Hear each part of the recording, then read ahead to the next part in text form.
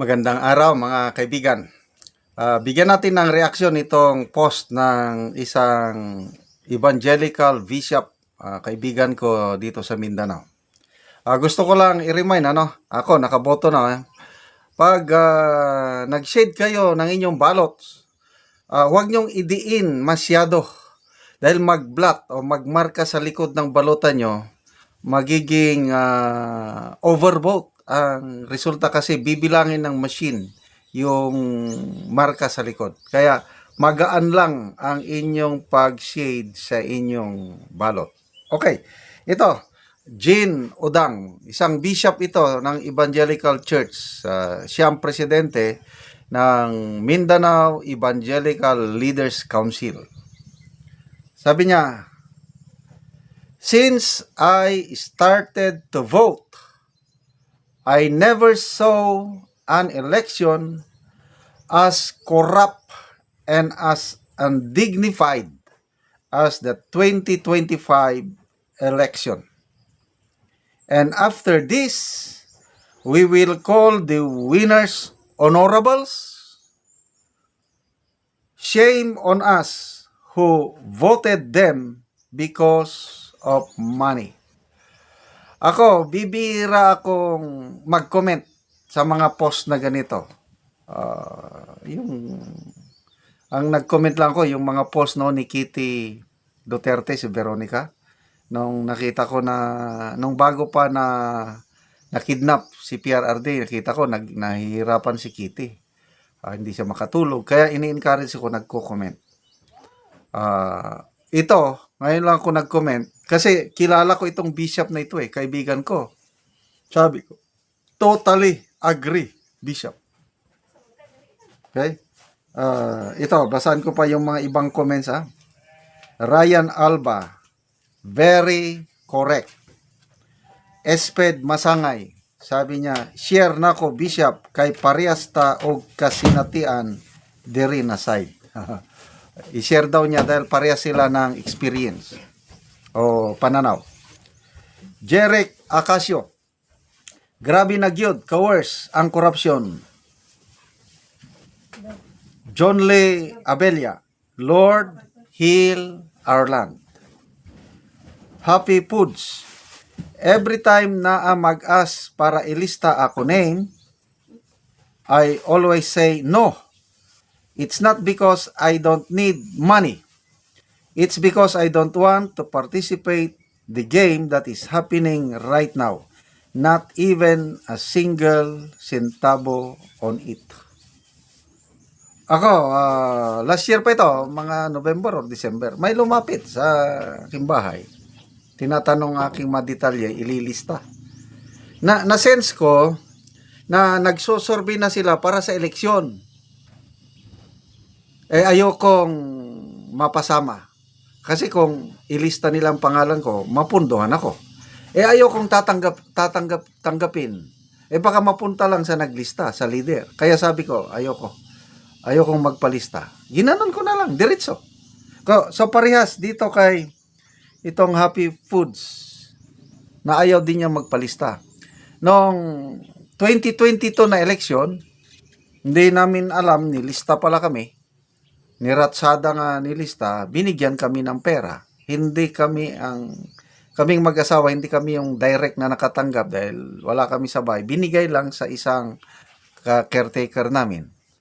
So nung pagdating na ng election, ibigay na sa amin yung pera. Hindi namin tinanggap. Bigas. Bigas ba yun? Hindi pera. Hindi, may 800 800. Wala akong nakita. Merong pera. May pera, may bigas. Hindi namin tinanggap yung pera. So, ang nakinabang yung binigyan.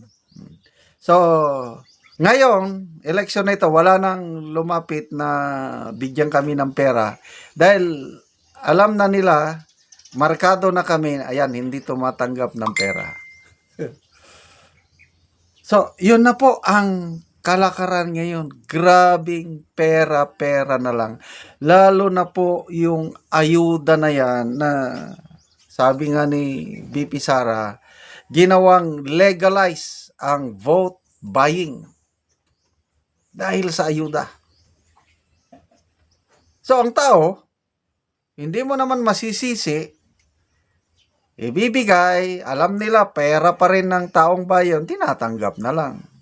Kaya lang, sabi ni Bishop Udang, shame on us, basahin ko ulit yung kanya, shame on us who voted them because of money. Alam ko, mayroon ng marunong mga botante. Tinatanggap yung pera, kailang hindi niya iboboto yung nakalista sa sample ballot, ang iboboto niya pa rin yung gusto niya. Yung kaibigan ko sa Cotabato, tinanggap niya.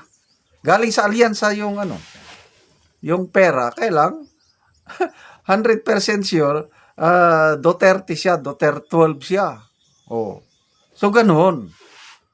Kailang kung habang may election tayong ganito, na pera-pera lang ang katapat, ang pag-asenso ng ating bayan, wala talaga. Kasi, yung mga nanalong politiko na yan, yung gastos nila, babawin din. Oh, anyway, siguro mas kakonting gastos na nila ngayon dahil ayuda naman eh. Galing naman pundo ng AKAP, AIX, TUPAD, taxpayers money. Oh, pinadaan sa kanila.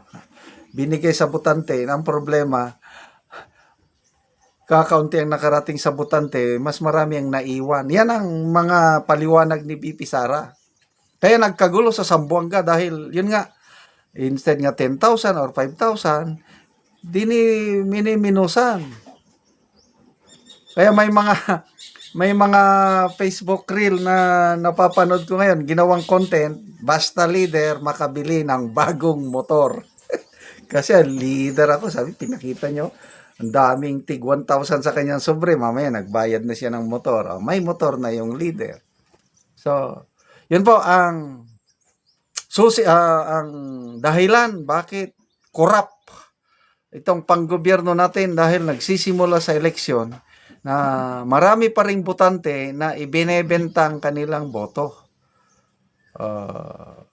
Nasanay na rin itong mga politiko na pagkandidato, bibilhin nila ang boto ng mga taong bayan kasi nasisilaw sa kinang ng salapi. Kaya, ulitin ko, since I started to vote, I believe senior citizen na itong si Bishop Udang eh. I never saw an election as corrupt and undignified as the 2025 election. And after this, we will call the winners honorables. Shame on us who voted them because of money. Okay, salamat mga kaibigan sa inyong pagtangkilik sa ating programa. Channel, nakakatulong kayo ng malaki sa tribong Talandig dahil ang sweldo natin sa channel na ito is tinutulong natin sa tribo, namimigay tayo ng mga libreng yero at pako para ma-repair ang sira-sirang bahay ng tribong Talandig sa Bukidnon. Panoorin nyo ang video na ito. Mo na pod ni ang balay nga among nakita nga nagkinahanglan og tabang.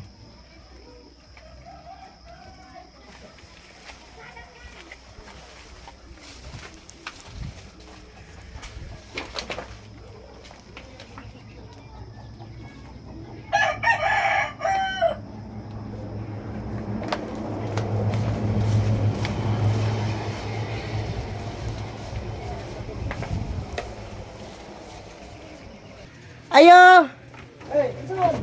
Maayong buntag! Oh, mayo. Dahil mo sa akong balay nga malabos na na.